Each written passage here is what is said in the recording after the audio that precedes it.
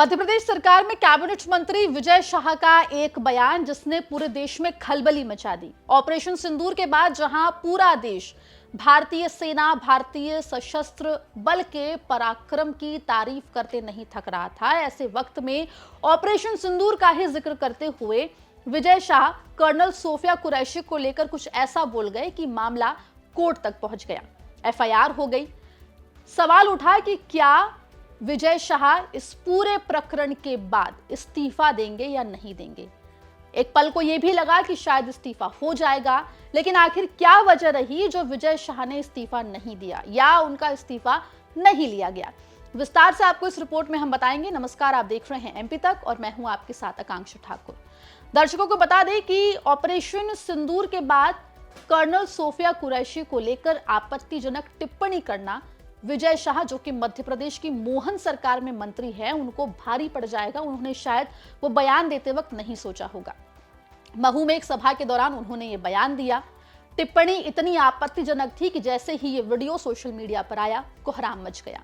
जहां एक तरफ विजय शाह की निंदा होने लगी, वहीं आपको बता दें कि इस पूरे मामले पर मध्य प्रदेश हाईकोर्ट ने बेहद सख्त रुख अख्तियार किया। मध्य प्रदेश हाईकोर्ट ने सीधे आदेश दिए पुलिस प्रशासन को कि विजय शाह के खिलाफ एफआईआर दर्ज होनी चाहिए। इतना ही नहीं, मध्य प्रदेश हाईकोर्ट ने एफआईआर की टाइम लिमिट भी सेट कर दी और कहा कि 4 घंटे के भीतर इस मामले में विजय शाह के खिलाफ एफआईआर होनी चाहिए। जब एफआईआर की बात सामने आई और जब ये वीडियो वायरल हुआ, तब कांग्रेस बीजेपी सरकार के ऊपर काफी हमलावर दिखाई दी और सीधे तौर पर मध्य प्रदेश कांग्रेस हो या फिर विपक्ष के कोई भी नेता हो, उन्होंने सीधे तौर पर विजय शाह के इस्तीफे की मांग कर दी। आपको बता दें कि जब ये पूरा मामला सामने आया तब बीजेपी काफी बैकफुट पे दिखाई दे रही थी। अगर मध्य प्रदेश बीजेपी संगठन की बात करें तो मध्य प्रदेश बीजेपी के अध्यक्ष वीडी शर्मा का एक बयान आता है जिसमें वो साफ तौर पे कहते हैं कि इस पूरे मामले को देखा जा रहा है और जो भी उचित कार्रवाई होगी वो की जाएगी। इस पूरे मामले में देर रात तक इंतजार रहता है कि क्या विजय शाह इस्तीफा देंगे, क्या बीजेपी संगठन उनसे इस्तीफा लेगा, क्या मोहन सरकार विजय शाह को बर्खास्त करेगी अपनी कैबिनेट से। रात होते होते इंतजार बढ़ता जाता है। इंतजार होता है कि कब मध्य प्रदेश के मुख्यमंत्री डॉक्टर मोहन यादव भोपाल पहुंचेंगे और इस्तीफे को लेकर जो बात है वो मीडिया के सामने और लोगों के सामने आएगी। लेकिन देर रात मध्य प्रदेश के मुख्यमंत्री डॉक्टर मोहन यादव के ऑफिशियल एक्स हैंडल से एक पोस्ट साझा होती है। इस पोस्ट में साफ तौर पर लिखा होता है कि प्रशासन कोर्ट के निर्देशों का पालन कर रहा है, जिससे कहीं ना कहीं ये साफ हो गया कि मध्य प्रदेश सरकार फिलहाल विजय शाह का इस्तीफा लेती हुई दिखाई नहीं दे रही है। लेकिन सवाल ये कि आखिर क्यों? सेना के खिलाफ इस तरह की आपत्तिजनक टिप्पणी करने के बावजूद भी विजय शाह का इस्तीफा क्यों नहीं हुआ? ये बड़ा सवाल अभी भी राजनीतिक गलियारों में गूंज रहा है और हर कोई इस सवाल का जवाब चाहता है। आपको बता दें, सूत्रों के हवाले से जो खबर मिली है उसके मुताबिक विजय शाह से पार्टी यानी कि बीजेपी संगठन ने इस्तीफे की मांग की थी और विजय शाह इस्तीफा देने के लिए तैयार भी हो गए थे।